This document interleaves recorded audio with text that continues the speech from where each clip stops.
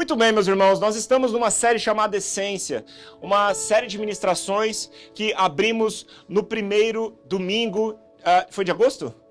Não, desculpa, agora a gente está em agosto, né? Primeiro domingo de julho, minha cabeça já está lá na frente. Primeiro domingo de julho. É uma série de 14 ministrações que o Senhor colocou no meu coração para que nós pudéssemos fundamentar as marcas dessa igreja. Afinal de contas, as marcas dessa igreja devem ser as marcas da igreja de Jesus. Portanto, estamos passeando no livro de Atos, segundo escreveu Lucas, desde o capítulo 2, versos 42 até o verso 47, observando ali algumas marcas dessa igreja, e então fundamentando essas marcas a partir de exposições bíblicas, para que nós possamos entender o que a igreja vivia como hábito, para que nós também possamos praticar as mesmas coisas e vivermos as mesmas coisas. Afinal, essa é a expectativa do Senhor. Amém? Ju e Diego, sejam muito bem-vindos, gente. Se coloquem de pé, por favor. Fiquem de pé. Gente, palmas para eles, deixa eu explicar. Mas celebre mesmo sem saber. Sejam muito bem-vindos. De verdade, olha só. Fiquem de pé um pouquinho. Esses amados irmãos, todo mundo sabe que tá quebrando aqui um pouco, né, a liturgia, mas eu queria celebrar o Senhor pela vida de vocês e também contextualizar para a igreja, até para os nossos novos irmãos na fé aqui. Esses amados irmãos estiveram junto conosco no início da plantação da Igreja United de São Paulo, né, que hoje se reúne no campus do Bela Vista lá. Então, eles participaram da plantação do Bela Vista nos primeiros meses junto com a gente ali. Eles são da United já há muitos anos, desde o início da Igreja United. Porém, durante o processo de plantação, uma palavra que Deus havia dado a eles durante muito tempo atrás se cumpriu. Eles foram enviados pelo Senhor para os Estados Unidos. Passaram lá os últimos 3 anos. Sabiam que seria uma estação. E essa estação acabou. E eles estão voltando agora para cá. O Senhor trouxe eles de volta. E agora, olha que interessante, eles pegaram uma igreja em plantação de novo. Vão ter a oportunidade de retomar o processo de plantação de uma comunidade na fé, e é uma alegria muito grande para nós recebermos vocês aqui. Vocês são de casa há mais tempo que eu, inclusive, mas eu quero fazer com que todas as pessoas dessa casa reconheçam eles também como irmãos que fazem parte dessa família na fé e possam promover o acolhimento para eles. Amém? Sejam muito bem-vindos. Estou feliz demais com vocês aqui. Glória a Deus, gente. Vamos lá. Você trouxe sua Bíblia? Eu quero encorajar você, se você não trouxe sua Bíblia de papel, da próxima vez você trazer uma Bíblia de papel. Não temos nenhum misticismo com relação a papel, tá, gente? Mas é só para que você possa ter uma intimidade ainda maior com a palavra, você saber onde está cada livro, a gente poder acompanhar junto. A gente gosta de Bíblia de papel aqui nessa casa. Mas tudo bem se você não trouxe sua Bíblia, nós temos aqui, algumas pessoas vão conseguir enxergar, outras ainda não, né? Mas temos aqui um acompanhamento do texto que vai ser lido.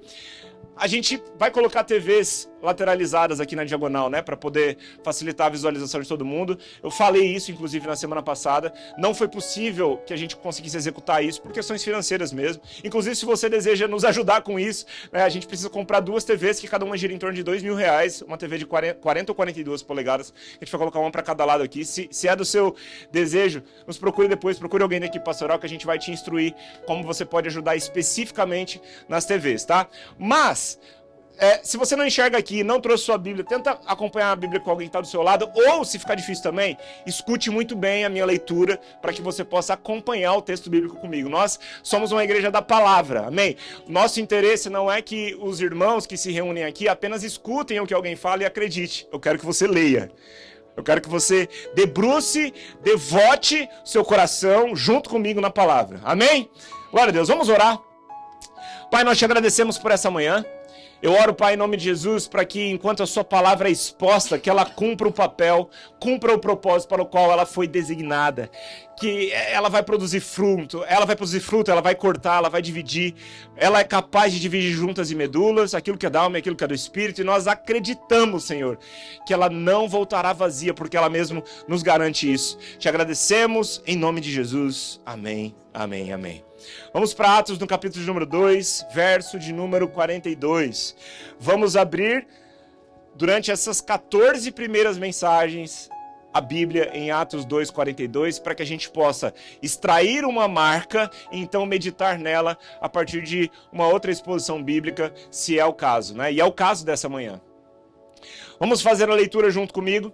A Bíblia diz em Atos, no capítulo 2, verso 42, a respeito da comunidade dos novos convertidos, o seguinte, que eles perseveravam na doutrina dos apóstolos, na comunhão, no partir do pão e nas orações. Vamos repetir essas marcas aqui juntos? Vamos lá, eles perseveravam na doutrina dos apóstolos, na comunhão, no partir do pão e nas orações. Muito bem. Meus irmãos, durante as 3 primeiras reuniões, nós meditamos em algumas dessas marcas aqui. Falamos a respeito da marca, da dedicação deles, de coração, ao ensino dos apóstolos. O que, traduzindo para o nosso tempo, podemos interpretar que se eles se dedicavam ao ensino dos apóstolos, nós precisamos se dedicar ao aprendizado deste ensino que é transmitido na palavra. Ou seja, uma das marcas que nós precisamos ter como igreja, que eles tinham naquele tempo, é a marca de ser uma igreja bíblica. Amém? No segundo episódio dessa série, ministramos a respeito da comunhão. Eles viviam em comunhão, tivemos uma ministração poderosa a respeito da koinonia, do que é viver em comunidade. Essa era uma marca daquela igreja, precisa ser uma marca nossa também. Ou seja, qual marca é essa? A marca de sermos uma igreja relacional. Irmãos, a estrutura que nós promovemos como igreja, ela precisa promover relacionamentos. Tudo que a gente promove como estrutura, em primeiro lugar, para exaltação ao Senhor, mas nós acreditamos na exaltação ao Senhor a partir dos nossos relacionamentos também. A estrutura precisa permitir que os nossos relacionamentos floresçam. E eu quero, inclusive, como pastor dessa casa, embora tenhamos um momento para isso depois, eu quero encorajar você a nos ajudar a abrirmos um espaço de relacionamento para essa casa. A nossa casa, a nossa família na fé, ela promove discipulado em pequenos grupos. Nós estamos começando esse processo de plantação numa lógica um pouco invertida do que normalmente é. Normalmente a gente começa num pequeno grupo, depois a gente vai para um espaço maior e começa a fazer reuniões como essa que a gente está fazendo aqui. Só que desde o início havia uma percepção de que aqui seria diferente. De fato, se nós começássemos uma reunião com a quantidade de pessoas que nós temos aqui num pequeno grupo, não ia caber. Não cabe numa casa a quantidade de pessoas que tem aqui, né? A não ser que seja uma casa muito grande, mas a gente sabia, né, que o Senhor abriu esse espaço, sabíamos que aqui deveríamos então começar a reunião diretamente ao domingo. Mas nós precisamos de casas. Precisamos de espaços abertos para que a gente possa, nessas casas, reunir pessoas em torno de uma mesa, para que a gente possa discipular uns aos outros, num lugar onde a gente pode olhar no olho um do outro e também desfrutar de relacionamento, termos comunhão, partilharmos vida. Se você mora nessa região de Pinheiros ou em algum bairro próximo daqui, por favor, se você tem o desejo de abrir a sua casa, sabe que você vai ser muito abençoado. A Igreja United em São Paulo começou na nossa casa. No início, nas nossas primeiras reuniões, nós fazíamos na nossa casa, era uma sala, né, que tinha um espaço considerável, mas que ficava pequena, porque a gente conseguiu colocar 50 e poucas pessoas lá. Não precisa ser 50 e poucas pessoas na sua casa, tá? Fique em paz. Pastor, mas se eu abrir vai ser... Não, calma. Nós acreditamos, né, numa vivência em pequeno grupo ali de 8 a 12 pessoas. Pode ser menos também, pode ser 6, pode ser 4 pessoas, não tem problema. Né? Pode ser 20 também, dependendo de como for a sua região ali. De repente mais pessoas se acheguem, porque a gente quer que mais pessoas conheçam Jesus. Bom que a gente prepara logo um povo e envia para abrir outra casa, amém? É assim, o reino de Deus é dinâmico. Glória a Deus por isso. Mas se você tem esse desejo no seu coração, essa nota no seu espírito, nos procure, a gente pode conversar mais sobre isso. Buscar estabelecer um plano em relação a essa possibilidade também, tá bom? Você tem um QR Code aí na cadeira à sua frente. Cadê a Esther? Tá tudo certo? Posso... Ainda não? Até o final do culto. Ela está quase terminando. Até o final do culto você vai ter um momento de anúncios, onde a Jéssica vai lembrar sobre isso. Eu eu adiantei esse anúncio, tá, Jé? Cadê, Jé? Tá? Aí você pode apontar, desculpa, é você que vai fazer hoje. Vocês trocaram.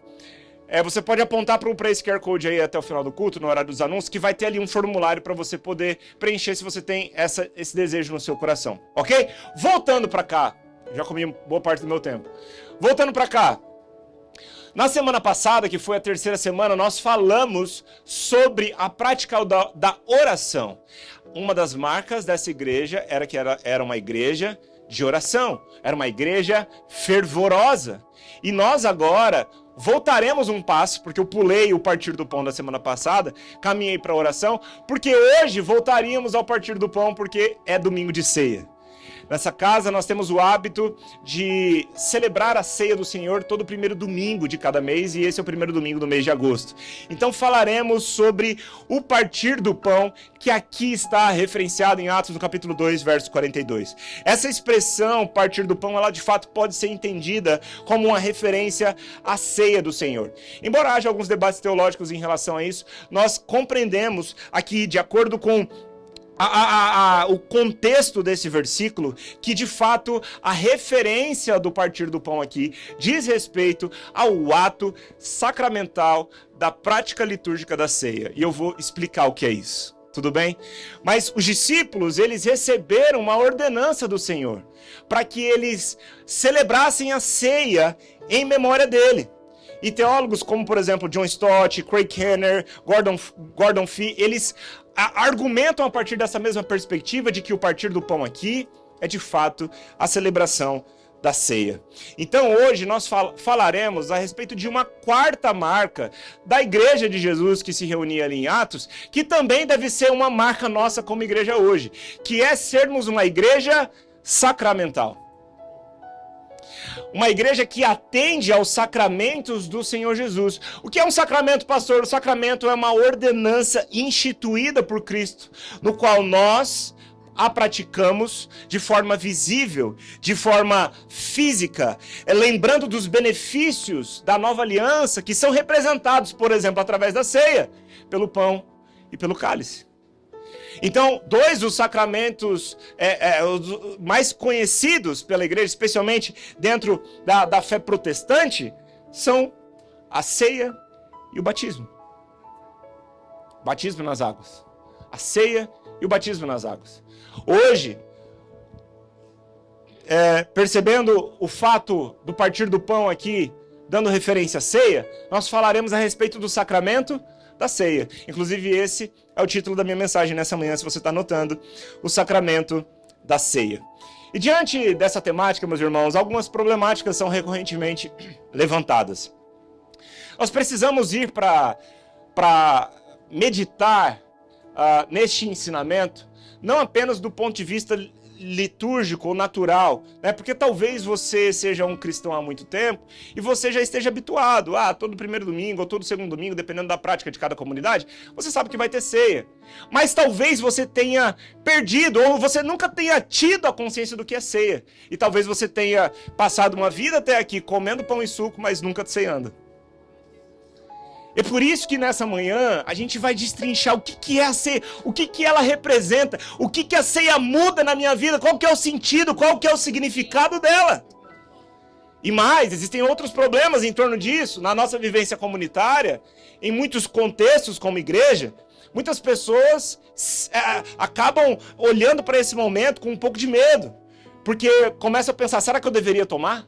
Será que a ceia é para mim? Será que a ceia é para você? Essa é uma pergunta que eu faço para você nessa manhã. Mas vamos deixar o texto bíblico nos responder isso, amém? Mas alguém aqui já deixou de tomar ceia porque pensava que não era digno de cear? Não precisa levantar a mão. É uma pergunta retórica. Reflita nisso. Talvez, em alguns contextos, algumas pessoas aqui já tenham sido proibidas de cear.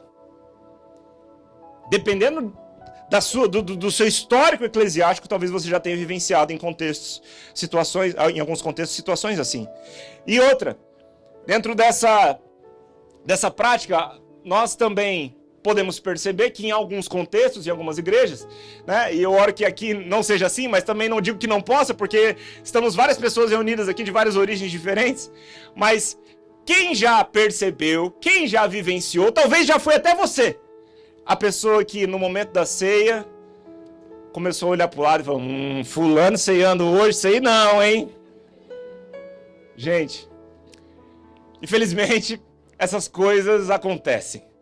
Mas hoje nós debruçaremos aqui o nosso coração na palavra, porque diante de um dos assuntos mais polêmicos da história da igreja, especialmente polêmicos por causa dos estragos interpretativos que uma interpretação errada pode fazer, nós precisamos agora olhar para a verdade da palavra. E a verdade é que muitos de nós já vivenciamos momentos onde a ceia era muito mais um momento preocupante do que abençoador. Mas eu oro para que essa crença seja caída por terra hoje em nome de Jesus. Vamos para a palavra. Quero convidar você para abrir sua Bíblia comigo em Lucas, no capítulo de número 22, verso 7. Nós vamos ler aqui a respeito do momento ao qual a ceia se refere. Leremos a respeito do momento ao qual Jesus dá esse sacramento, dá essa ordenança, institui essa prática aos seus discípulos. Lucas 22, 7.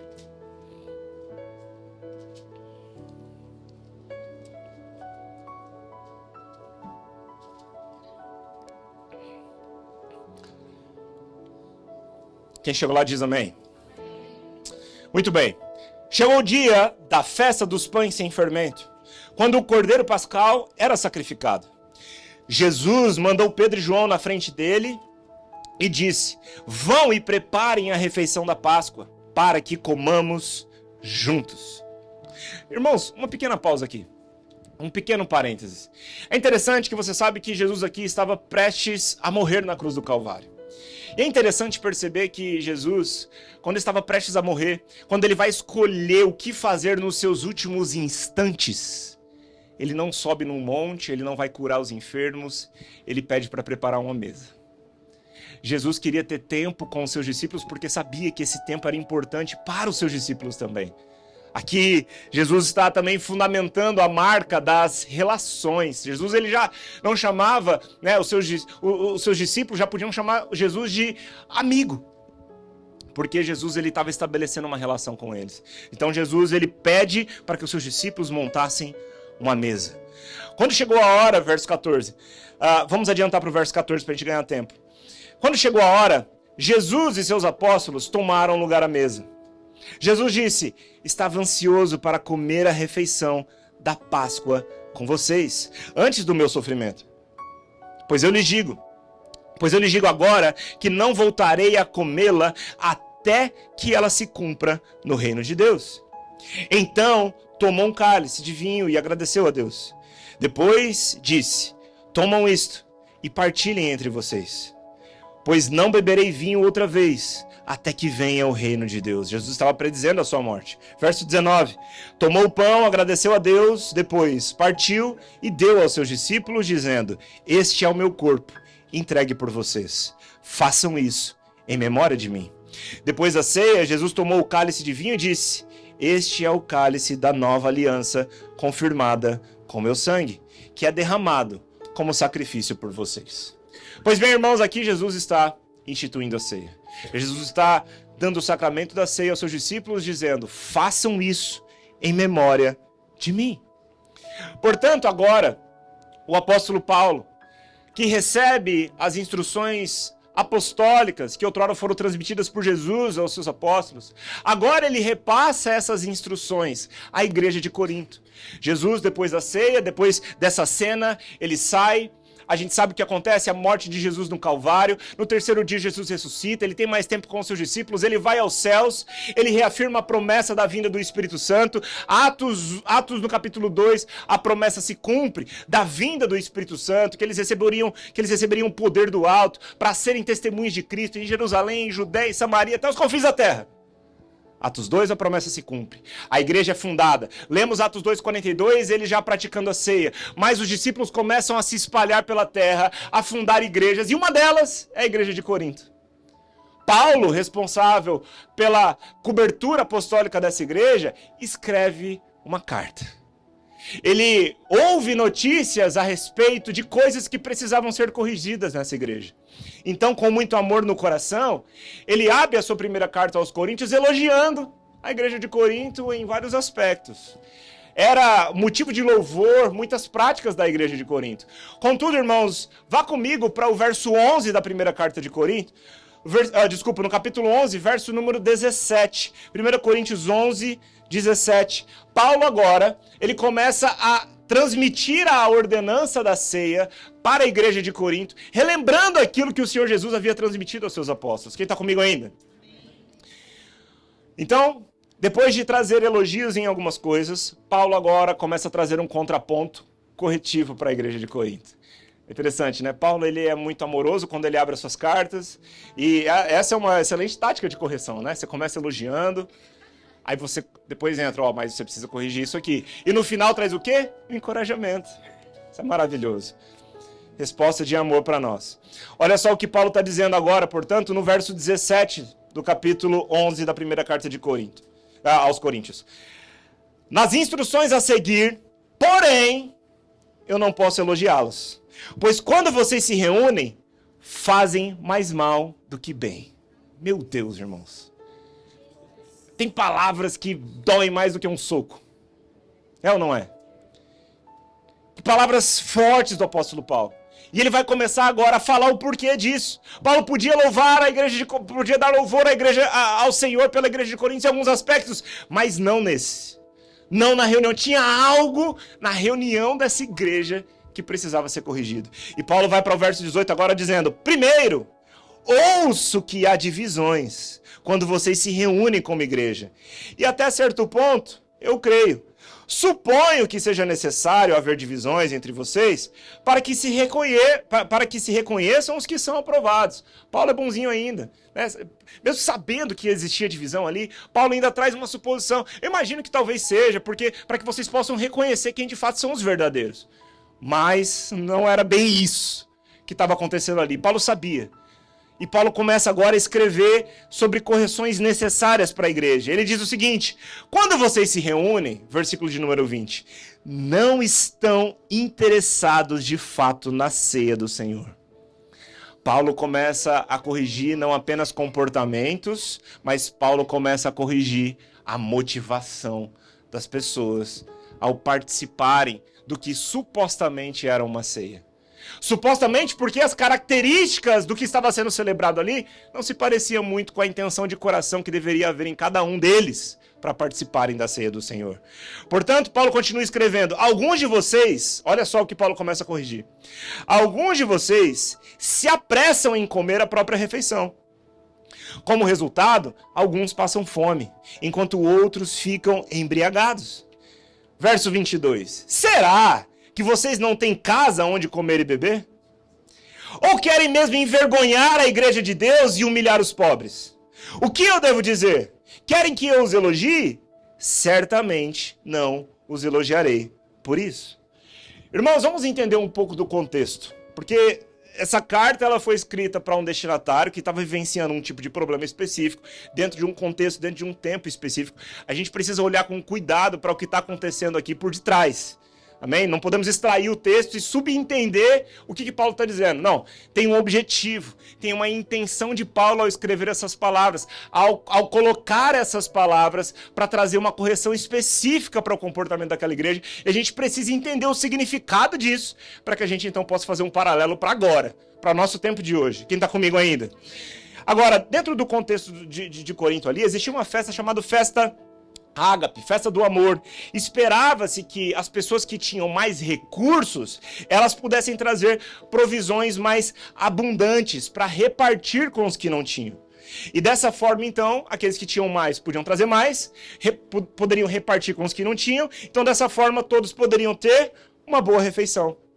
Porém, quando eles se reuniam, ao invés de repartir com todos, eles estavam promovendo favorecimento para si mesmos, alguns, para que eles pudessem comer e beber mais. Esse era o problema aqui. A ceia do Senhor estava sendo deturpada. A motivação dos seus corações não estavam corretas. Então, alguns eram tratados com mais honra do que outros na hora da refeição. Entretanto, irmãos, a ceia, ela deveria ser um momento sagrado. Ela não tinha esse propósito de comer mais. Era um momento de reconhecimento daquilo que Cristo Jesus fez por nós. E eles estavam tratando a ceia apenas como um banquete de festa. Um banquete festivo, conforme os modelos de banquetes dos festivais gregos. Agora, resumindo, a ceia deles não era para o Senhor. A ceia deles era para eles mesmos. A ceia deles era para que eles mesmos ficassem satisfeitos, com a barriga cheia, enquanto outros não tinham nem a oportunidade de participar. Quem está entendendo o que está acontecendo aqui? Você entende o porquê que Paulo está escrevendo essas palavras? E agora Paulo vai começar a transmitir a instrução correta da ceia. Chegamos ao verso 23 e ele diz: pois eu lhes transmiti aquilo que recebi do Senhor.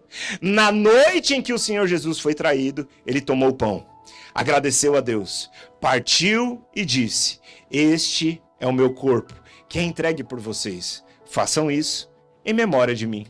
O que Paulo está fazendo aqui? Ele está relembrando as palavras de Jesus que nós acabamos de ler no Evangelho de Lucas. Agora, quero chamar a sua atenção para 3 pontos, especialmente aqui durante a leitura desse trecho. A ceia, ela é um sacramento do Senhor. Primeiramente, ela foi ordenada pelo Senhor Jesus para a sua igreja. Segunda observância importante, Jesus institui a ceia na noite em que ele foi traído. Olha só que interessante. Jesus, ele está promovendo um momento para que os discípulos se lembrassem de algo que aconteceria. E parece que o que aconteceria seria algo muito deprimente. O que aconteceria em seguida? Jesus morreria. Mas Jesus institui a ceia para que pudéssemos lembrar daquele momento com celebração. Porque sabemos que a história dele não terminou na cruz. Mas ele ressuscitou no 3º dia, ele vivo está, sentado à destra de Deus, e voltará para nos buscar. Então, irmãos, a ceia não é um funeral. Embora olhemos para esses elementos e lembremos-nos do corpo de Cristo que foi moído, lembremos-nos do sangue de Jesus que foi derramado, nós precisamos participar de modo celebrativo, porque sabemos o final da história. Então hoje é dia de festa. É dia de a gente se reunir como família, participar da ceia em júbilo. Porque esse Senhor que morreu, ressuscitou. O nosso Deus trouxe Jesus dos mortos. Venceu a morte para nós. Por isso nós cantamos esses louvores ao Senhor. Ele vive. Se Ele vive, eu posso crer no amanhã. Se Ele vive, temor não há. Que maravilhoso. Eu quero muito aumentar a minha consciência a respeito do que a gente canta, irmãos. Estamos cantando a história daquele que venceu a morte. Jesus continua dizendo agora, da mesma forma, depois da ceia, ele tomou o cálice e disse, Paulo, né? Começa a lembrar de Jesus falando o seguinte, da mesma forma, depois da ceia, tomou o cálice e disse, esse cálice é a nova aliança, confirmada com meu sangue. Façam isso em memória de mim, sempre que o beberem. Fecha aspas. Paulo está mais uma vez lembrando das palavras do Senhor Jesus, e no verso 26 ele continua dizendo, porque cada vez que vocês comem desse pão e bebem desse cálice, anunciam a morte do Senhor até que ele venha. Aleluia! Então, irmãos, olhando para isso, nós precisamos compreender que quando nós nos apropriamos do entendimento correto desse sacramento do Senhor, nós descobrimos, inclusive, que a ceia é o elo entre as duas vindas. É o elo entre a primeira vinda, que ele veio para moer o seu corpo, derramar o seu sangue, com a segunda vinda. Olha o que Paulo está dizendo. Quem está comigo ainda? Quando vocês comem desse pão e bebem desse cálice, vocês anunciam a morte do Senhor, até que ele venha. Então esse momento da ceia, no momento que nós participamos da ceia do Senhor, nós estamos lembrando das duas vindas do Senhor. Estamos lembrando que a Bíblia disse que ele viria e ele veio. Estamos lembrando também que a Bíblia disse que ele voltaria e ele voltará. Então a ceia é tanto um momento de gratidão, de honra ao que o Senhor fez por nós, de celebração, porque ele ressuscitou, e de esperança, porque se ele está vivo, ele vai voltar para me buscar. As promessas do Senhor estão de pé. Se ele está no meu amanhã, eu posso depositar o meu coração em esperança. Aquilo que eu espero, eu posso esperar em alegria, porque eu sei qual é o final da história. Amém? Verso 27. Agora, Paulo começa a trazer aqui algumas instruções que muitas vezes são interpretadas de forma muito problemática. E a gente vai destrinchar isso aqui para que a gente possa alinhar a nossa prática. Verso 27. Assim, Paulo trouxe o fundamento, ele trouxe a base, ele lembrou das palavras do Senhor Jesus, agora ele vai ensinar com base nelas. Tá? Vamos lá.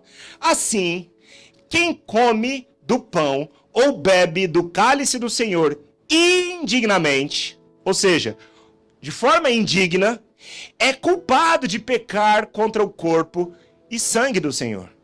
Portanto, examinem-se antes de comer do pão e beber do cálice.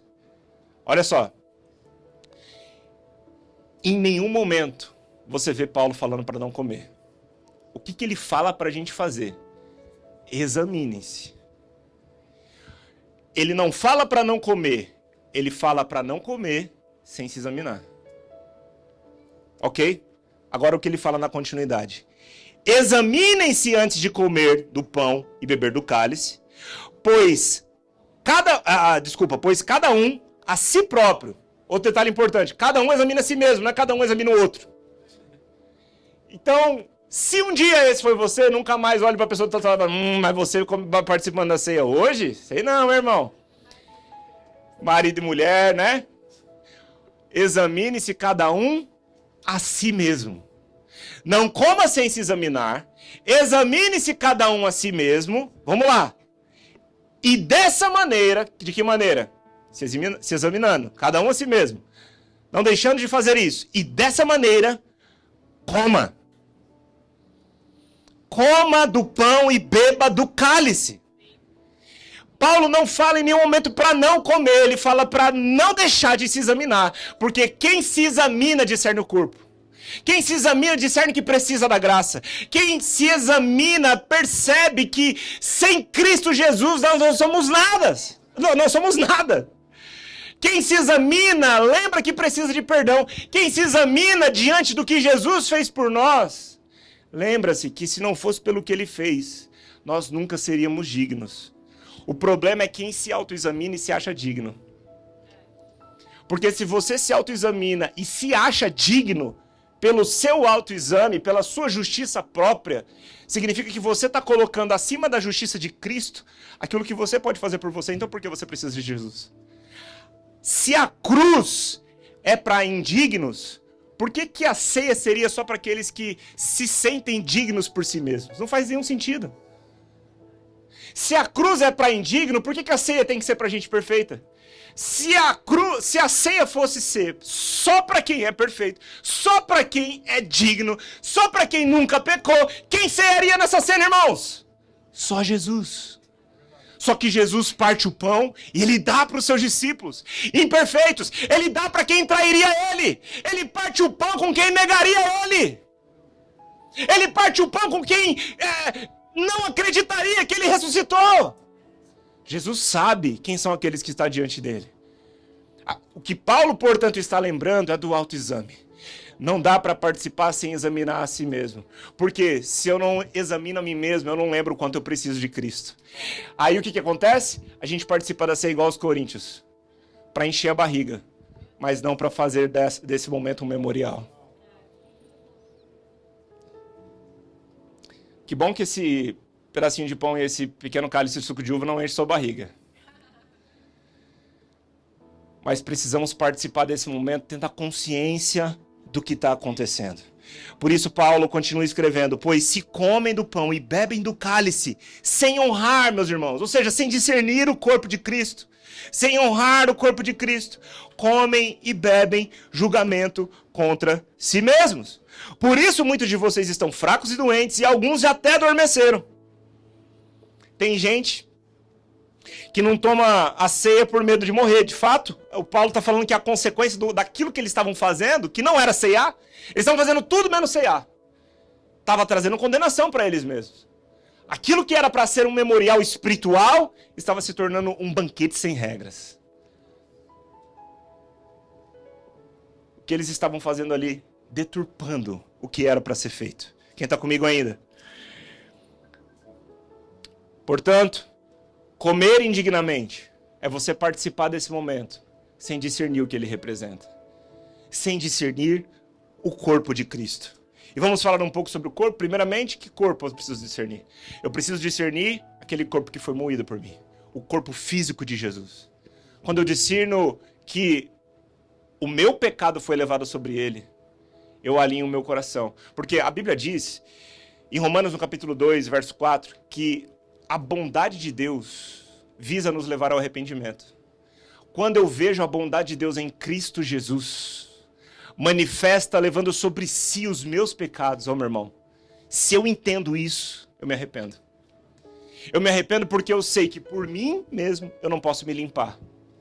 Me arrependo porque eu sei que por mim mesmo, embora eu possa tentar na força do meu braço, eu não consigo ser perfeito. Mas aquele que é perfeito se sacrificou por mim. Jesus morreu a morte que eu merecia, para que eu pudesse viver a vida que só ele merecia. Então, quando eu discerno o corpo, Quando eu lembro do corpo que foi moído em meu lugar, eu estou lembrando que o meu lugar foi trocado com ele. Eu estou lembrando da troca que foi feita. Eu estou lembrando da identificação. Cristo Jesus se identificou conosco. Ele levou sobre si as nossas dores, as nossas doenças. O castigo que nos trouxe a paz, ele levou sobre si.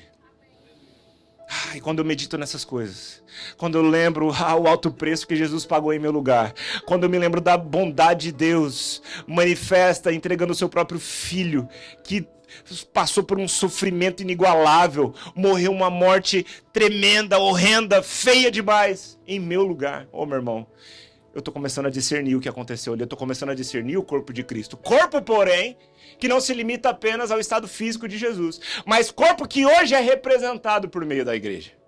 O que estava acontecendo em Corinto, meu irmão, a gente precisa sempre se lembrar o que está acontecendo lá. Essas palavras, elas têm um significado contextualizado para nós, mas elas foram ditas para um problema específico. E o que Paulo estava corrigindo ali?